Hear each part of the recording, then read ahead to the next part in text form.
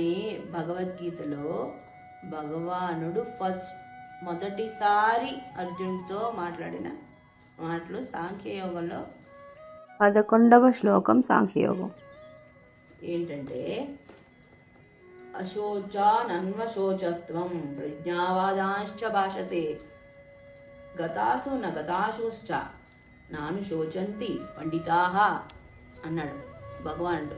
మనం చెప్పుకున్న శ్లోకానికి మొత్తం అర్థం ఏంటంటే, నీవు శోకించ అవసరం లేని వాటి గురించి శోకిస్తున్నావు అర్జున.